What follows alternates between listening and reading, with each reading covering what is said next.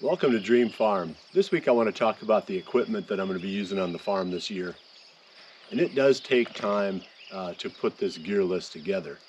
So I've still got a few more pieces that I need to add, but you can at least see where I'm at right now. And I'll tell you, what I do need to include before I'm completely done. But this is my Dream Farm equipment list. Dream Farm is brought to you by Whitetail Institute Food Plot Blends, the Hunt Stand Pro Whitetail app, Hoyt Archery, Wildlife Farming, and RTP Outdoors. This little tractor is just perfect. It's I think it's about a 40 horse, and Massey Ferguson. It came with the farm, and I was very happy to get it. I use it for mowing and spraying, and there's a little bush hog on here. This one's only a 5-footer, and I really do need to get a little bit bigger. I want to get the biggest one that this little tractor can handle. I don't really want to do bush hogging on a large scale. I like to have something small that I can get into corners with and clean up spots. If you get too big, then not only does the tractor that you run it with have to get really big, but also it's just hard to get the cutter itself into some of the spots that I need to get into. I don't do a ton of mowing here. Primarily it would be for maintaining clover plots, mowing trails, anything that's a little bit overgrown. You'd cut that down, maybe, if I had to guess, maximum of about 10 acres a year, and that would include the trails, maybe a little bit more, maybe 15 acres. So I don't need a really big mower, and I wouldn't recommend one unless you've got some really large fields that you need to mow for some reason. I've got a 55-gallon sprayer that goes on this thing that runs off the battery. It's electric, and that thing is super nice, really convenient, really small. And again, I can get into some smaller places with that. It's a lot better than trying to run something bigger if you're going into small plots. So let's see, small tractor, small bush hog, medium-sized bush hog, small sprayer. That setup is pretty nice. Okay, so let's move on to the next one here. So this is a larger 3-point hitch sprayer, and this one's made by a company called Wildlife Farming, and I'm going to work with them some this year. They've got a lot of products, a lot of equipment that I'm going to be testing, working with them, helping to develop some of their line, and they want to really get deeper into a dedicated food plot equipment line. But this is a 200-gallon 3-point hitch, power takeoff powered sprayer. This one's got I think it's got 28-foot booms, and boomless is pretty nice for getting into smaller spots, but it doesn't do real well when it's windy, a little bit breezy, and obviously going into bigger areas where let's say you need to carry more water.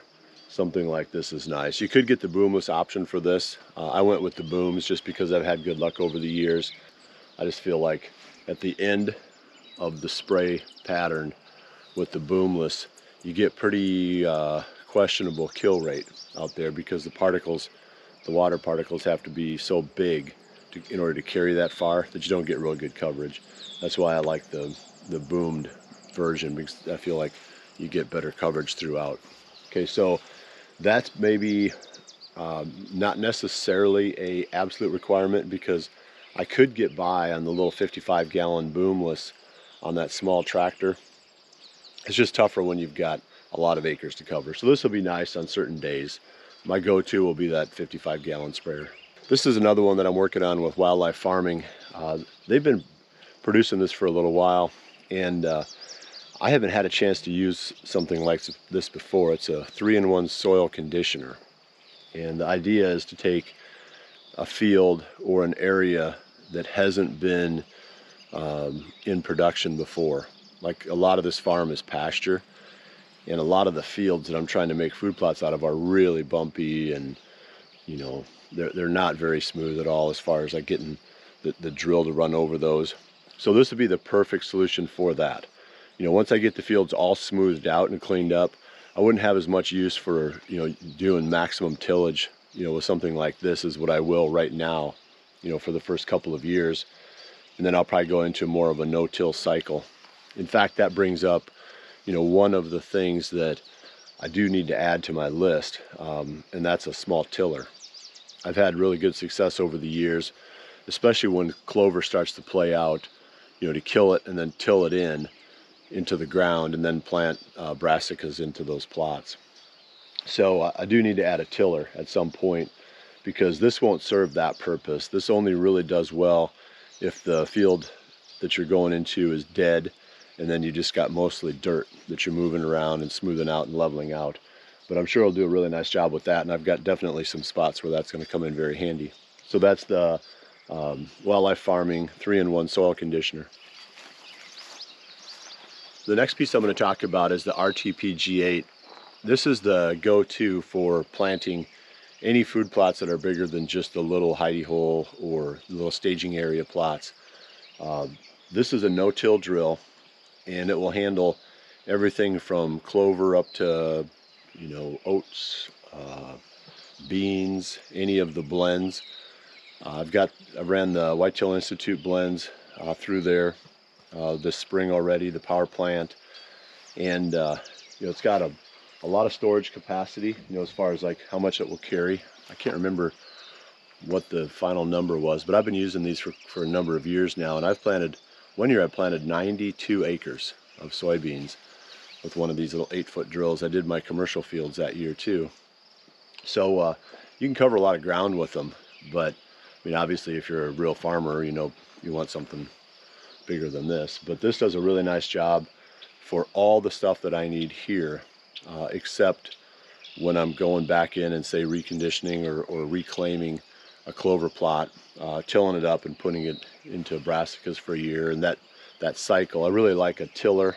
And then in that situation, I've got another solution over here I'm going to show you. This bag seeder, I think this is the third one that I've run through on these bag seeders, but you can get a whole lot of work done with something this simple. It just hangs over your shoulder. You walk along, you open the gate and you spread the seed. So anything you're going into where you're broadcast spreading, like let's say brassicas, clover, those are the main ones that I would use this for. Some of the blends, I'll walk into or go into a soybean plot that's starting to fail. Maybe it's because of the drought, or maybe the deer have eaten a part of it, and I'll spread either, again, it could be brassicas, could even be cereal rye.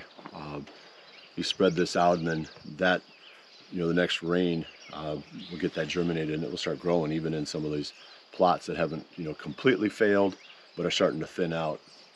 So that's a key item, not expensive at all. Behind me, this is a spreader, and oops, I'm just going to set it back down. It connects on the back of the four-wheeler on a bracket, and I've spread all kinds of stuff with that. I've spread cereal rye going into the same situation I'm talking about, where you're trying to sweeten up one of your plots that is kind of thinned out. I've spread a lot of fertilizer with it.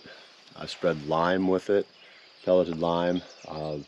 That's a super useful piece, just fits right on the four-wheeler, real easy to use. If you're going to go with fertilizer for larger fields, there's two solutions. The one that I used this past year was just renting a fertilizer cart from the local co-op, and they pre-mixed the fertilizer blend that I needed. I just went and picked that up and brought it here and pulled it behind the tractor and spread the fertilizer on the plot using that. They make cone spreaders for tractors that run off the 3-point on the power takeoff. Those are really nice too. I'm going to have one of those probably soon enough as well. They're pretty handy, up to, I think, I don't know if they hold 1,000, no, 700 pounds maybe, something like that. But it's a whole lot more than you can put in here. I can put 100 pounds in here. So having that next step up, where you don't need a fertilizer cart, but you do need to distribute a lot more than what you want to do, making multiple trips with one of these little ATV spreaders. Okay, so keeping moving.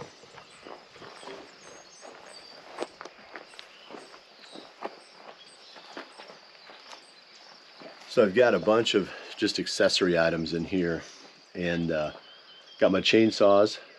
Obviously you got to have chainsaws if you're gonna own a dream farm. A lot of work with chainsaws, just maintaining trails, all the TSI work. Chainsaw is one of the most valuable pieces of equipment that you have, so you don't want to skimp there. You know, I've gone through just about every kind of chainsaw in the market trying to save $100, and I come back to these steels. They just have the power and they have the durability to just hang in there and do the work. So I've got a couple of those. I think that's the Farm Boss, maybe. Yeah. MS 271. Whatever that means. That's the Farm Boss, I think. And then I just picked up, and I haven't even had a chance to run it yet, one of these gas-powered leaf blowers. And this is going to be important when I start doing more burning on the farm, because you can blow fire breaks through the leaves, and you can control a fire that's starting to move a little bit by blowing it back, you know, using air in order to move the fire around. I'm sure we need more than one if we're going to get, you know, serious about it here, but I wanted to pick one up and start playing with it. That's going to be in the future. All this fire equipment is going to be super important in the future, you know, to make sure that we can burn this place and burn it effectively and burn it safely. Let's see, one of the cooler pieces that I've owned over the years that I really use all the time, shockingly, is something as simple as this electric pole saw. It's a Heumann, and I think I've used these for, gosh, 10 plus years now. They're awesome. I mean, I've gotten miles and miles of wear out of one of these things. They do a great job. So anything from trimming shooting lanes to opening up trails to cutting back branches on trees that are starting to hang out over a food plot, cutting multiflora rows at the base if you're trying to do, say, a poor man food plot, that sort of thing. So you know, that's a really great item. So I'm coming to the end now. Anything that you can put on the four-wheeler, like I said, is going to be really useful. You know, we got that spreader, and now I've got a sprayer here. This is another one from Wildlife Farming, and 25 to 35 gallon sprayer works really nice because you can get 2 to 3 acres. Basically, this one's boomless, and they make, you know, boomed sprayers for an ATV, but I wouldn't get those. Your coverage is just so limited. With this, I think I can get about 30 feet of coverage. So again, you're going into pretty tight spots, and you can turn off the individual heads so that you can, you know, narrow that down to, you know, much less than 30 feet if you're trying to get into a corner somewhere. On the front of the four-wheeler, I've got just a backpack sprayer. And I use this thing a ton too.